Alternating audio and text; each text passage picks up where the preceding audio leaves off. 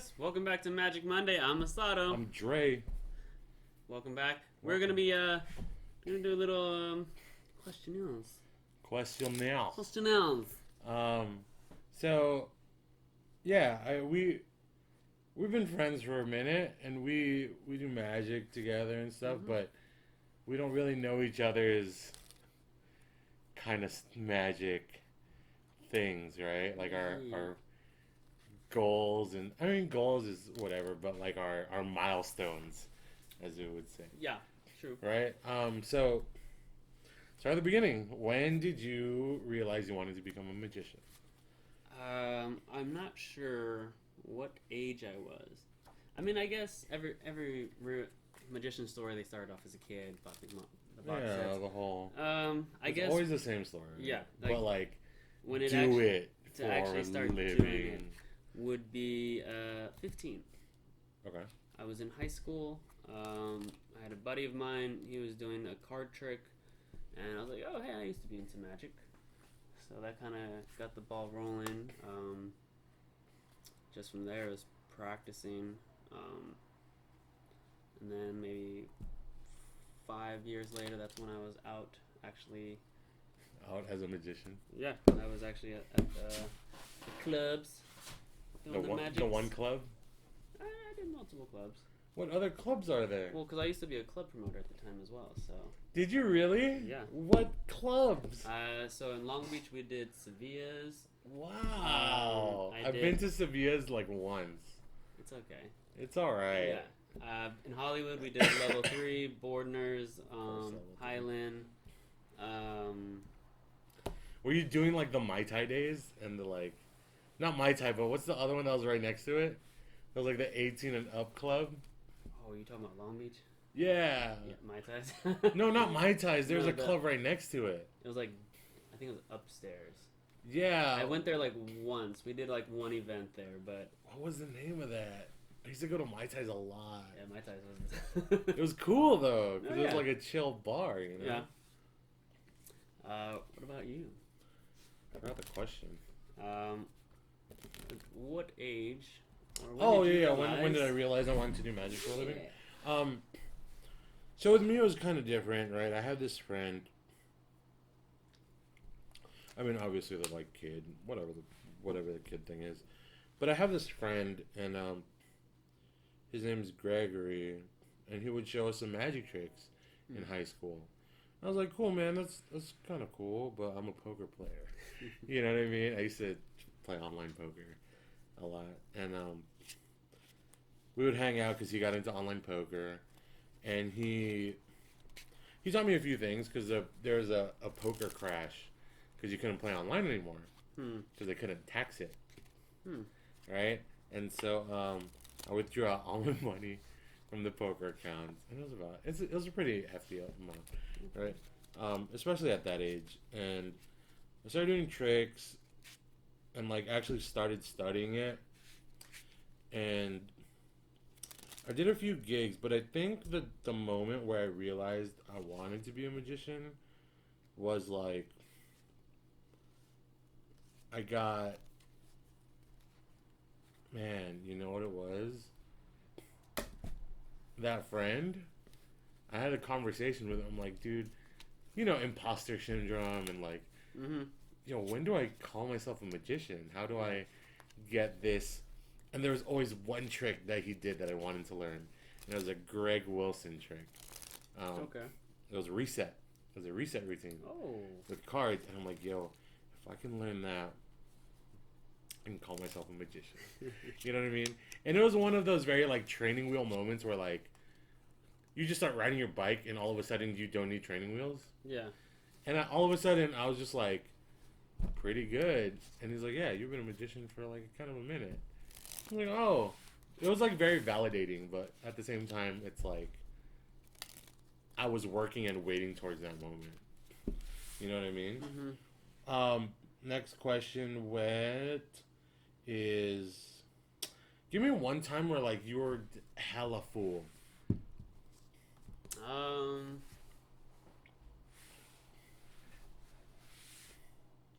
It would have to be the day I met Brian Gillis. You're very like into Brian Gillis. He was a legit guy. Yeah, okay. um, You know what it is? I just never experienced okay. the Brian Gillis sparkle. You know what I mean? Okay, he was really Because you did it firsthand. Yeah, yeah. He was for a restaurant I was working at. He did the holiday party, Right. and he did his sugar packet trick. Okay. And at the time, I was actually thinking of like an idea for that. Okay. And I saw it, and I was like, It's crazy. yeah, because I mean, at the end of it, or at the core of it, I'm a magician fan first. Yeah, you're a person. So like whenever I watch magic for like the first time, or whoever's doing it for the first time, I'll shut my brain off. I'll shut the magic off, and I'll just enjoy the moment. And it just, I think that's a good way to approach that, like to navigate through this world, because you don't want to be the guy that's like always trying to figure out the thing, and because then you're not enjoying it anymore. I mean, because you know? like I'm to the point where like I can see what you're doing, but I still appreciate it. Like, Oh, yeah. My brain is still shut off to like it's not like, okay, you're Right. Like you see it because it's naturally in you, and you know what it looks like. But just the first time watching that sugar packet, it was Like, all you fucking magicians that like, yeah. and they are, or like they do this, like this little thing. Yeah. Subtleties. That's dope. Yeah. That's really cool. What about you? Me, First time. that I was like hella fooled. Yeah. You know what it was? If you think about it, it was like so dumb. Because it was obviously like what you think it is. Mm-hmm. But here's the thing, right? I saw this stage thing, and I think it was like the AMAs. Not the music thing, the lamer version of the AMAs, right? Yeah. But my buddy was like, "Hey, you want to go see AMAs?" I'm like, "Yeah, let's do it." You know what I mean? And I was looking at the roster, or the bill, and there's this guy I've just never heard of, and he was performing. You know, he was opening the show, but on the bill were these heavy guys, like, the guy that does the Euroma act was doing it. Like the Grand Prix champion, right? Okay. And it was crazy because I'm like, what is this guy gonna do? And I think he just, this is how I remember it. And obviously, like, when you think of magic tricks, you build the legend up even further. Yeah. But this is what I experienced, right? He goes on stage. Nothing. And he goes, by the end of this, you're gonna think magic is real. Lady walks up. Fucking floats the lady. I'm like, okay, that's cool. I like illusions. Yeah. Because, like, I can't do them, so that's why I like them. And then he sends the lady, like, 10 feet in the air, right? She's still, like, unconscious. And he goes up and meets her and does the, like, nothing's there, right? And he goes back down. And before he goes back down, he pulls the curtain away because the curtain covers the lady. Yeah. And she's gone. And I'm like, all right, that's dope, right? And he flies, he flies down, right? That's how this legend is in my head already, right? And he gets down, and he takes a step into the crowd, his fucking showmanship, and he goes, no. And then he looks up, and in my brain, I'm like, no fucking way, bro. Like, you're not gonna... And he just, like, fucking Charlie in the Chocolate Factory, like, you know what I'm saying? Like, he Superman's up. Like, he Superman's up. Those gas bubbles. He's gone, bro. He's just gone. And, like, there was, like, an after meet and greet thing. Yeah. And in my head, I'm like, let's see how good this guy is. Because if he's a piece of shit, he's going to show up somewhere. And he's going to, like, I'm so good. Bro, I looked for him the whole night. Done. He's gone. Like, he lived the legend of, like, if you fly out, you're really out. You're gone, right? And he kept up the illusion, which is, like, To know that there is a meet and greet and that he's not there to sell. That's crazy, right? Like to not sell merch or like do anything like that. That's commitment. Create the legend, right? Commit to the bit. That's yeah. Do you want to ask the last question? Sure. Just like anything that comes to your head.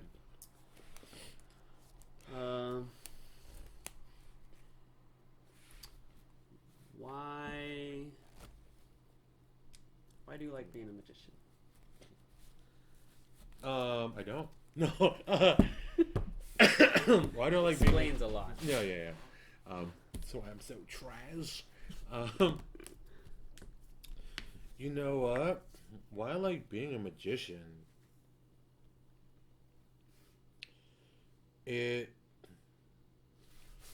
There's a few reasons, I think, and this goes into like my philosophy on magic, which is like, listen, dog, when I came to America, because I'm not from here.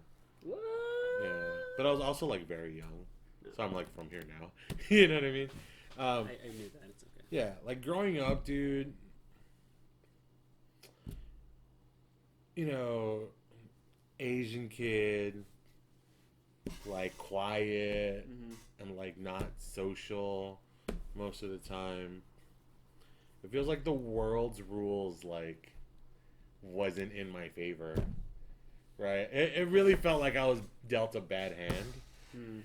And then with magic, it's like, listen, bro, you can stack the deck.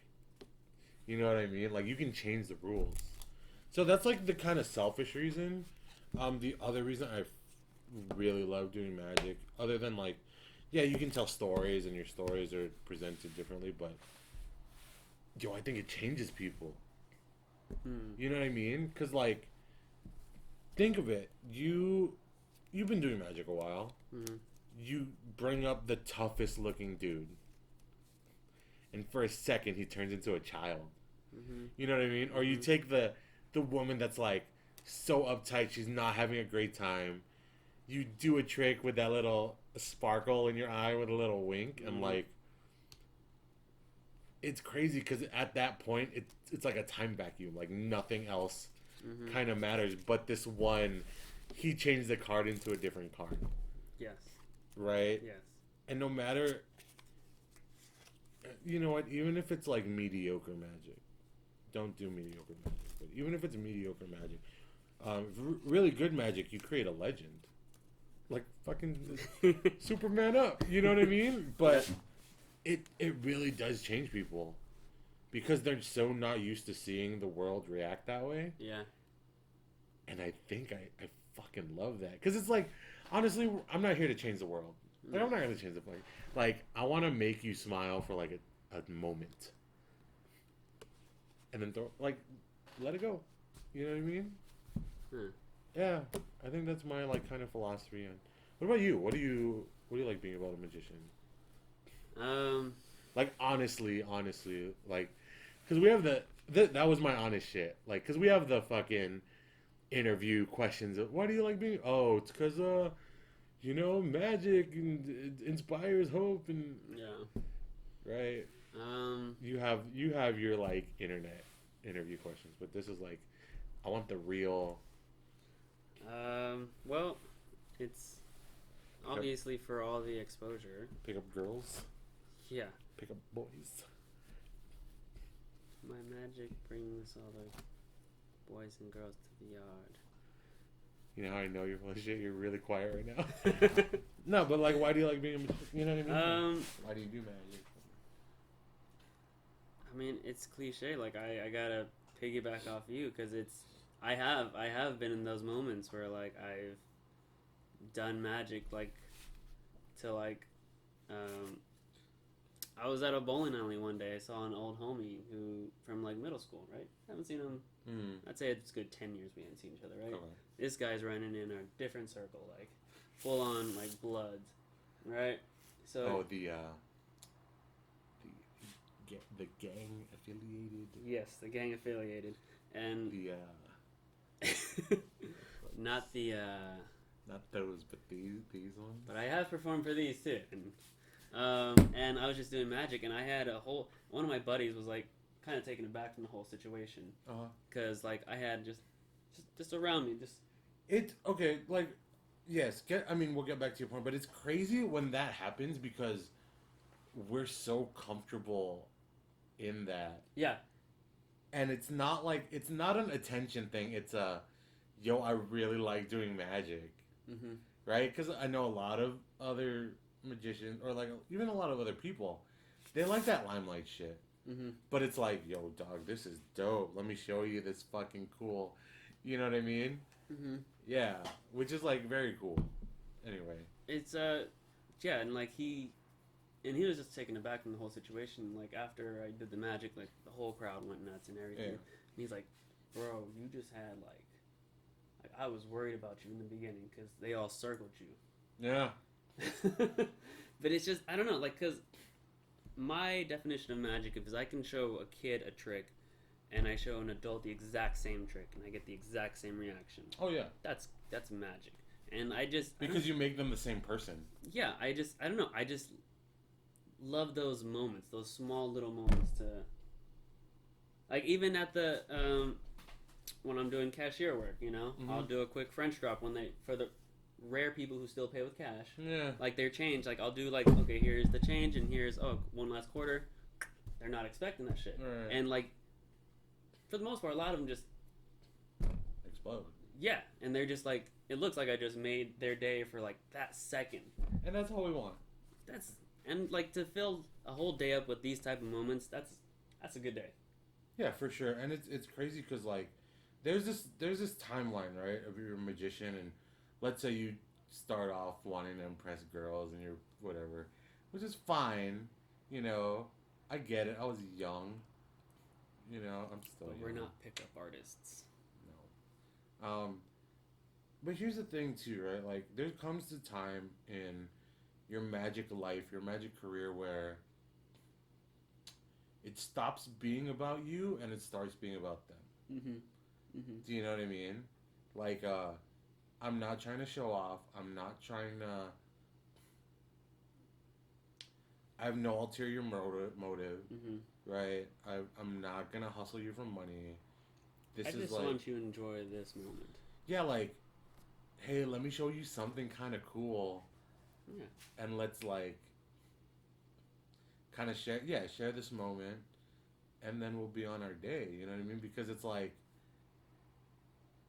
think of all the hours you put in. You too, like if you have a gift, right? Think of all the hours you put in, and if you have that opportunity to like use it to make someone's day, like the old people were saying, right? Like in that we did that other video, the old people that we interviewed, they're like, if you have the ability to make someone's day,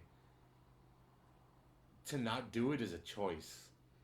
You know what I mean? Yeah, yeah. And you're choosing not to do it. Mm-hmm. That means you're choosing not to make the world better. That's fucked up. It's pretty messed up. You know what I mean? Might as well kick a baby. I mean, as long as you showed a magic trick, I don't know. But like, that's the thing, right? Now it stops becoming about us and more about them. Yeah. Yeah.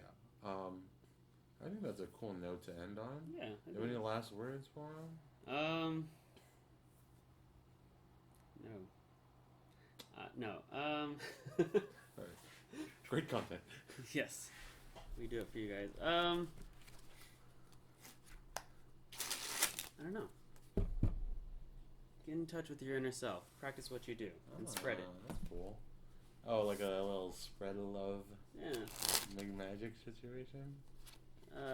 No, that's little DREMAGIX branding. That's a lame little. Yikes! I feel attacked. All right, guys. If you guys like that, if you guys like kind of the stuff we had to say, and you have more questions for us, Yeah. please do not hesitate to send them. Ask us. We're not doing anything. Yeah. Other than that, you know, you can like the video. You can maybe share the video. Maybe you can subscribe to the channel. And if you're going to do all that, you can probably just hit the notification bell too. Bing. I don't know where they put I it. think it's over here on the screen. Oh. Not the screen, like in this corner. Yeah, hit that bell, and then, we'll shout you out Yeah. just because you want to see us on the weekly or the daily if you want to watch the whole channel. Or the monthly, depending how much internet you use. Oh. I don't know. All right. But yo, thanks so much, guys. Thanks we appreciate it. Mm-hmm. Keep tuned. Keep tuned. Stay tuned. Tune, keep in. Stay. Bye. Yo, check out You Ain't Shit, where we go ahead and bust on, a lot of different characters, pop culture references, and say how they ain't shit here on 3 Sweet Productions.